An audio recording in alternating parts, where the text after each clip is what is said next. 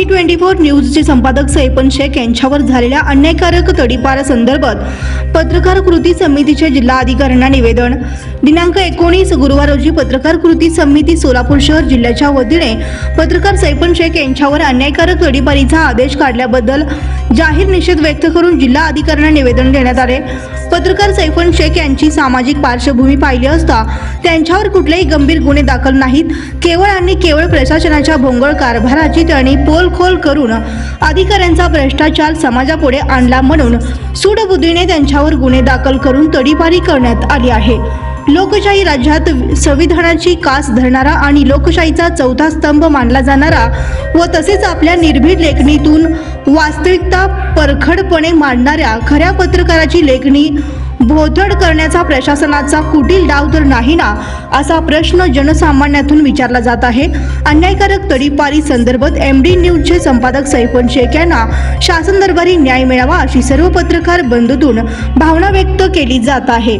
यावेळी उपस्थितांमध्ये कृती समितीच्या अध्यक्ष अब्दुल पठाण, प्रमुख सल्लागार यशवंत पवार, कार्याध्यक्ष DD पांढरे, उपाध्यक्ष आप्पासाहेब लंगोटे, सचिव शब्बीर मणियार, संघटक लतीफ नदाब, उपसंघटक युनुस अत्थार, खजिनदार रजाक मालक मुजावर, लोकशाही मतदारचे अक्षय बबलाद, अशोक ढोणे, इस्माईल शेख, प्रसाद जगताप, फैयाज शेख, युवराज वाघमोडे, असलम शेख इत्यादी पत्रकार बांधव मोठ्या संख्येने उपस्थित होते।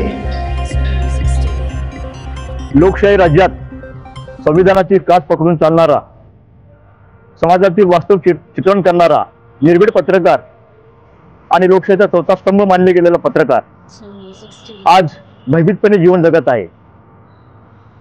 याचं कारण पत्रकारावर येणारं दडपण। आज 24 न्यूज चॅनलचे संपादक सैफन शेख यांच्यावर काही दिवसापूर्वीच तडीपारीचा आदेश जारी करून त्यांना जिल्हाबंदी करण्यात आली। सैफन शेख यांची सामाजिक पार्श्वभूमी बघितली असता कुठल्याही प्रकारची गुन्हेगारी पार्श्वभूमी त्यांची नव्हती। निर्भीड लेखणी करणे आणि प्रशासनाचा गलथान कारभार चव्हाट्यावर आणणे अशा टाईपचं त्यांचं लेखन होतं, त्यांचं मालिका त्यांनी लावलेली होती। तर सूडबुद्धीतून किंवा मनात राग धरून त्यांच्यावर तडीपार सारखा आदेश जारी करून त्यांना जिल्हाबंदी करण्यात आलेला आहे। हे अत्यंत चुकीचं आहे।